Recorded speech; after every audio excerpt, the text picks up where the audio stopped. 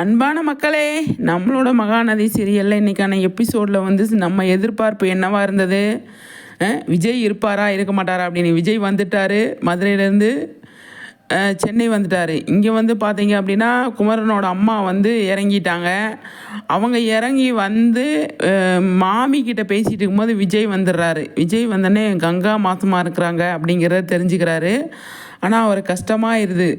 காவேரி அதுக்கப்புறமா மீட் பண்ணி பேசும்போது காவேரி வந்து சொல்லியிருக்கலாம், ஆமாங்க நீங்கள் ஏமாறல, நான் வந்து எங்கள் அக்காவும் தான் மாசமாக இருக்கா, நானும் மாசமாக இருக்கேன் அப்படின்னு சொல்லியிருக்கலாம்.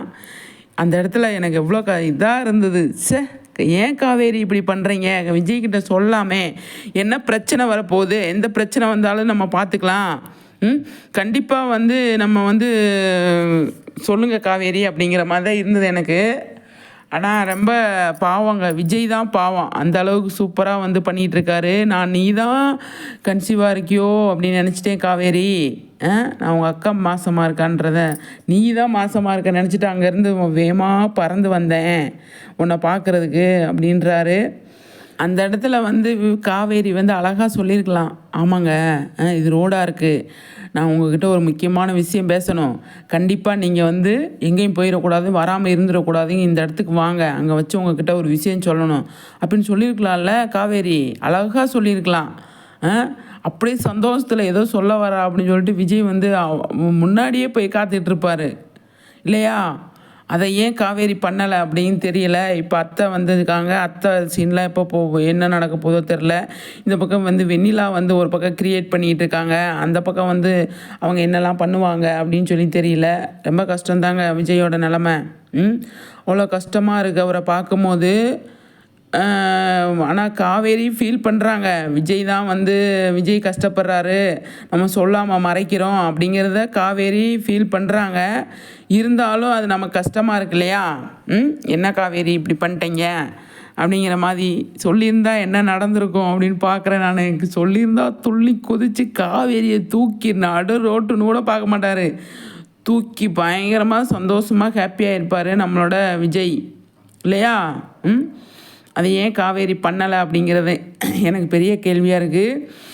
இந்த பேசிக்கிட்டு இருக்கும்போதே சாரதா வர வந்துட்டாங்க. இந்த அப்பள பிஸ்னஸை பற்றி பேசுகிறாங்க பார்த்தீங்களா? அப்பள பிஸ்னஸில் வந்து காவேரியாக வந்து வாலண்டியாக வந்து விஜய்கிட்ட கேட்க போகிறாங்க பாருங்களேன், எனக்கு வண்டி வாங்கி கொடுங்க, நான் வந்து இது பண்ண போகிறேன் அப்படின்னு கேட்க போகிறாங்கன்னு நினைக்கிறேன் நான். கண்டிப்பாக கேட்பாங்க. ஏன்னா விஜய் தான் வாங்கி கொடுக்கணும்னு, விஜய் தான் வாங்கி கொடுப்பாரோ அப்படின்னு சொல்லி. எதுக்குன்னா காவேரி மாசமாக இருக்காங்க இல்லையா, அதனால் வண்டியில் இப்போ ஆட்டோவில் போகக்கூடாது, அங்கிட்டு இங்கிட்டு போகக்கூடாது அப்படின்னு சொல்லியிருக்காங்க. இப்போ நம்ம கையில் காசு இல்லை, அப்போ நம்ம எப்படி வண்டி வாங்குறது அப்படின்னு யோசிப்பாங்க. அப்போ விஜய்கிட்டே கேட்கலாம், அவர்கிட்ட கேட்குறதுனால தப்பு இல்லை அப்படின்னு கேட்பாங்களோ அப்படின்னு சொல்லி தோணுது. இல்லைன்னா நிவின் மூலமாக வந்து வாங்குறதுக்கு சான்ஸ் இருக்கோ அப்படின்னு தான் நான் நினைக்கிறேன். நிவின் மூலமாக தான் அவங்க வந்து காரை வந்து, அதாவது பைக் வாங்குவாங்களா இல்லை விஜய் விஜய்கிட்ட கேட்கலாம், விஜய் எனக்கு பைக் வாங்கி கொடுங்க அப்படின்னு ஓப்பனாக கேட்கலாம். விஜய் வந்து ஒன்றுமே சொல்ல மாட்டார். அதை காவேரி என்ன பண்ணுறாங்க அப்படின்னு வெயிட் பண்ணி தான் பார்க்கணும். அந்த அளவுக்கு போயிட்டுருக்கு மகாநதி அப்படின்னு தான் சொல்லணும். பைக்கு சீனு அடுத்து வருதுன்னு நினைக்கிறேன். பைக் சீன் அடுத்து வருது. இப்போ அப்பள பிஸ்னஸை பற்றி நம்ம கங்கா வேலைக்கு போக முடியாது, இந்த பக்கம் வந்து குமரனை கஷ்டப்படுத்த முடியாது, அதனால் நம்ம நர்மதாவை கல்யாணம் பண்ணி கொடுக்குறது வரை நம்ம தான் வந்து அதை வந்து சரி செய்யணும் அப்படிங்கிற ஒரு முடிவுக்கு வராங்க இல்லையா? அதனால் வந்து நம்மளோட காவேரி பைக் நம்ம ஆட்டோவில் போக முடியாது, ஒன்றும் பண்ண முடியாது அப்படின்னு சொல்லிட்டு அவங்க வந்து யோசிக்கிறதுனால கண்டிப்பாக வந்து பைக் வாங்குவாங்க. அடுத்து பைக் வாங்கி பயங்கரமாக வந்து டெவலப் ஆகணும்னு நினைப்பாங்க.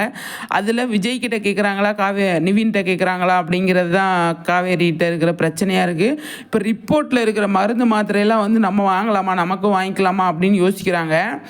அது வந்து நம்ம ரிப்போர்ட், நமக்கு கொடுத்த ரிப்போர்ட் நம்ம ஏன் வாங்கலை அப்படின்னு காவேரி ஏன் யோசிக்கலை? இனிமேல் யோசிப்பாங்களோ இல்லை நர்ஸே கொண்டு வருவாங்களா அப்படின்னு சொல்லி தெரியல.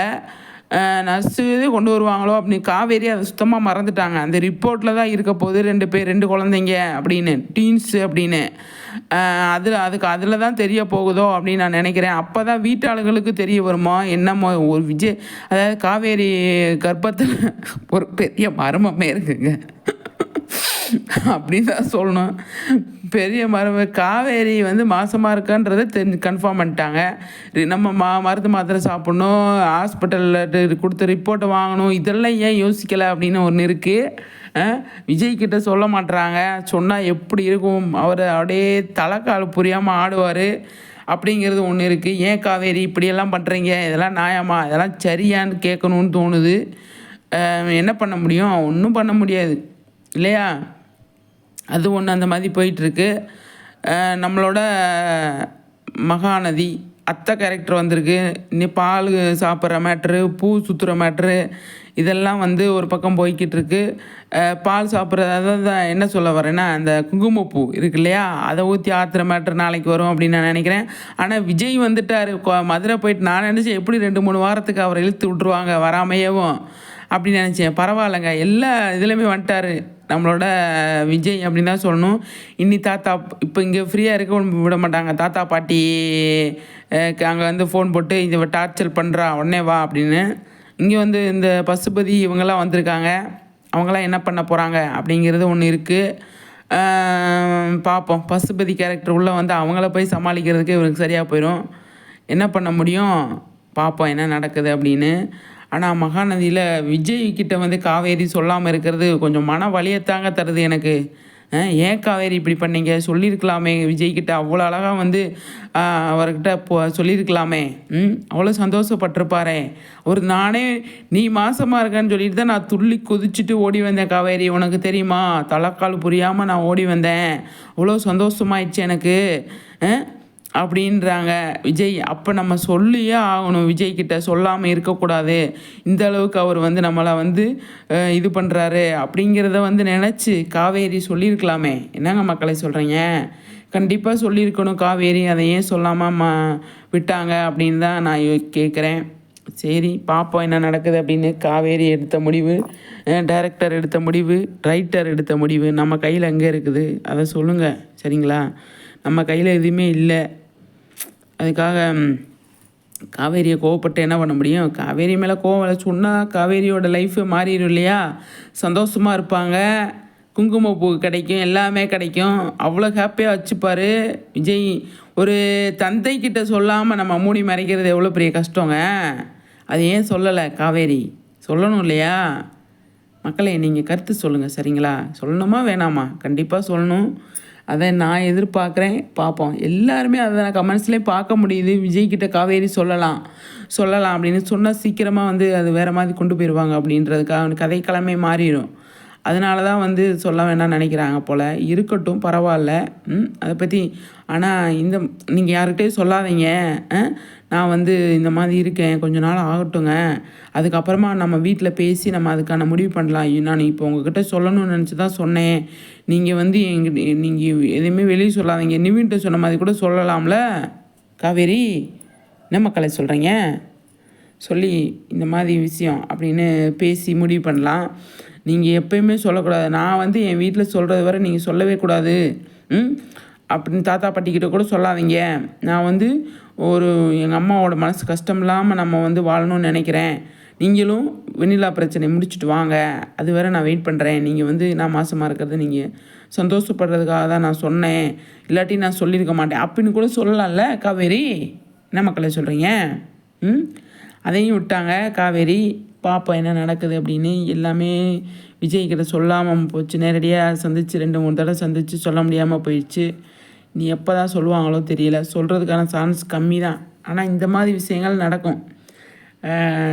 இப்போ காவேரி ஃபீல் பண்ணுறதெல்லாம் வந்து விஜய் நோட் பண்ண தான் செய்வார். இப்போ காவேரி என்ன உனக்கு ஃபீலிங்காக இருக்கா, அப்போ என்னோட வந்துட்டு வாழ்கிறதுக்கு அப்படின்னு கேட்பார். அப்போ நான் வந்து ஆல்ரெடி இருக்கனே, அப்போ இதெல்லாம் சாப்பிடணும், அப்போ வந்து எனக்கு அது வாங்கி கொடுங்க இது வாங்கி கொடுங்கன்னு காவேரி கேட்டு வாங்கி சாப்பிடுவாங்களோ அப்படின்னு சொல்லி தோணுது. கண்டிப்பாக கேட்பாங்க. கேட்டால் தான் அது கூட கொஞ்சம் நல்லாயிருக்கும். எனக்கு அது சாப்பிடணும் போல் இருக்குங்க, இது சாப்பிடணும் போல் இருக்குங்க அப்படி கேட்டால் கூட நல்லாயிருக்கும். கேட்காம நம்மளே சம்பாரித்து நம்மளே வாங்கிக்கலாம் அப்படின்னு சொல்லி அவங்க போனாங்க அப்படின்னா அதுவும் நல்லா இருக்காது. என்ன மக்களே. இப்போ காவேரி என்ன திடீர்னு நம்மக்கிட்ட எதுவுமே கேட்க மாட்டா, இப்போ இதெல்லாம் கேட்குறா, உரிமையோடு கேட்குறா அப்படின்னு கூட விஜய் யோசித்து சந்தோஷப்படுவார் இல்லையா. அந்த மாதிரி போனால் நல்லாயிருக்கும். எனக்கு கடை கூப்பிட்டு போகிறீங்களா, எனக்கு பூ வாங்கி தரீங்களா அப்படின்னு கூட கேட்கலாம்ல காவேரி. டைரக்டர், ரைட்டர் இதெல்லாம் நோட் பண்ணி நீங்கள் வந்து இதெல்லாம் பண்ணுங்க. அவ்வளோதான் சொல்ல முடியும். என்ன மக்களே, மக்களும் கொஞ்சம் என்ஜாய் பண்ணுவாங்களே, அந்த ட்ரீம் சீன் எல்லாம் வரப்போ அவ்வளோ சந்தோஷமாக என்ஜாய் பண்ணுறோம் இல்லையா நம்ம. அதுதான் நானும் யோசித்தேன், பார்ப்பேன் என்ன நடக்குது அப்படின்னு. மக்களே, உங்கள் கருத்துக்களை சொல்லுங்கள், சரிங்களா?